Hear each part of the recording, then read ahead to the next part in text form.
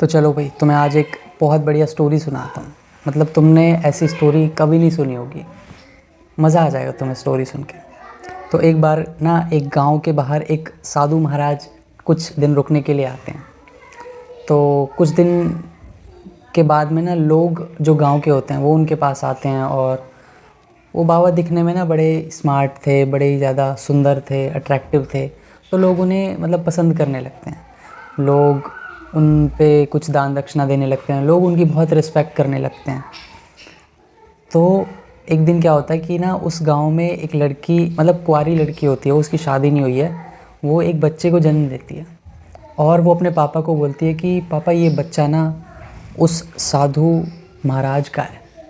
तो अब ये बात सुन के उसके पापा बहुत ही ज़्यादा गुस्से से आग बबूला हो जाते हैं। तो अब वो पूरे गांव को लेके उस साधु के पास पहुंच जाते हैं, और जाते ही ना मतलब साधु को बुरा भला बोलने लगते हैं, मारने पीटने लगते हैं, और उसकी झोपड़ी जला देते हैं, उसका सामान वामान फेंक देते हैं इधर उधर। अब वो साधु हैरान हो जाता है कि यार, वो पूछता है उनसे कि मतलब क्या हो गया, ऐसा क्यों कर रहे हो तुम। तो वो बोलते हैं कि ये बच्चा किसका है, इसे जानते हो तुम। तो साधु बोलता है कि यार, मतलब वो कुछ नहीं बोलता, लेकिन वो ये समझ जाता है कि यार ये लोग अभी गुस्से में हैं, अभी मैं कुछ भी बोलूँगा और इतनी सारी भीड़ है तो कोई मेरा विश्वास ही नहीं करेगा। तो वो साधु चुपचाप से उस बच्चे को अपने गले से लगा लेता है और उसे रख लेता है। तो लोग उसे बड़ा कोसते हैं, बुरा भला बोलते हैं कि ढोंगी है, पाखंडी है, और उसे गाली देते हुए फिर शाम को अपना गाँव वापस लौट जाते हैं। अगले दिन वही साधु उस गांव में जाता है भिक्षा मांगने के लिए। तो जैसे ही वो किसी भी घर के सामने जाता है तो बोलता है कि क्या मुझे 2 रोटी मिलेगी। लेकिन अब उसे कोई भी रोटी देना तो दूर, उसे गालियां दे रहे हैं लोग। उसे गालियां दे रहे हैं लोग, उसे बोल रहे हैं कि आज के बाद झांक मत जाइए हमारे घर पे। तो ऐसे करके लोग भगा दे रहे हैं।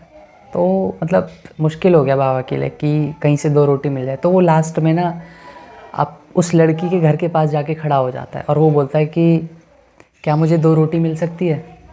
तो वो लड़की बाहर आती है, उसे देख करके ना वो खड़ी ही रह जाती है ऐसे ही।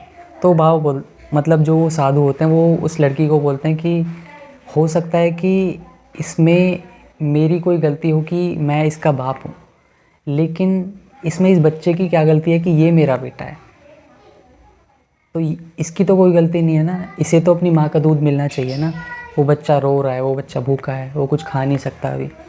तो ये देख के ना उस लड़की की ना उस लड़की में थोड़ी दया जाग जाती है, और वो देखती है कि उस साधु के माथे पे चोट लगी हुई है, खून बह रहे हैं, लोग पत्थर मार रहे हैं उन्हें।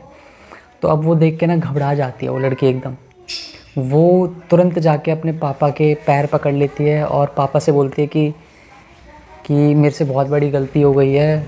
इस लड़के के असली बाप को छुपाने के लिए मैंने जस्ट बोल दिया था कि ये इनके पिता हैं, जबकि ऐसा कुछ भी नहीं है, ये साधु निर्दोष है।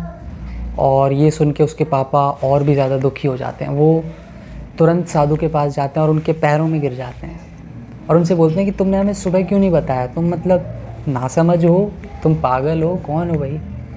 तुम सुबह अगर हमें बता देते तो हम तुम्हारे साथ इतना बुरा व्यवहार नहीं करते। तो पता है साधु क्या बोलता है। साधु जस्ट उन्हें बोलता है कि भाई मैं ना तुम्हारी चिंता ही नहीं करता, मुझे फ़र्क ही नहीं पड़ता तुम मेरे बारे में क्या सोचते हो, क्या बोलते हो, क्योंकि ना तुम लोग एक नंबर के ना दोगले इंसान हो।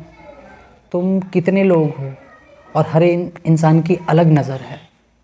कोई अच्छे को बुरा समझता है, कोई बुरे को अच्छा समझता है। मैं किसी को समझाता फिरता, तो इसलिए बस मैंने खुद को समझा लिया कि भाई मैं ठीक हूँ तो ठीक हूँ। अब तुम्ही ने मुझे बोला सुबह कि बच्चा तुम्हारा है तो मैंने रख लिया, अब तुम मुझे बोल रहे हो कि बच्चा तुम्हारा नहीं है तो भाई ले जाओ अपना बच्चा, क्या फ़र्क पड़ता है।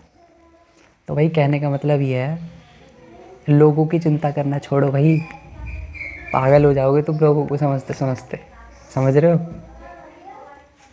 तुम नहीं समझ सकते लोगों को। लोग अलग ही ट्रिप में रहते हैं अपनी। तो किस किस को समझाओगे भाई तुम। अपने माँ बाप को समझाओगे, रिश्तेदारों को समझाओगे, दोस्तों को समझाओगे, किस किस को समझा लोगे। तो भाई अपने हिसाब से ज़िंदगी जियो, जो तुम्हें ठीक लगता है, आपके लिए ठीक है, आपके आसपास के लोगों के लिए ठीक है, वो काम करो और बाकी दुनिया को भाड़ में जाने दो, लोग क्या बोलते हैं। मतलब तुम खुद समझो ना यार, कोई तुम्हें कुछ बोल रहा है, वो अपने स्टैंड पॉइंट से बोल रहा है, वो ज़रूरी नहीं है तुम्हारे लिए वो चीज़ ठीक हो जो वो बोल रहा है। तो भाई अपना मस्त रहो, चिल रहो,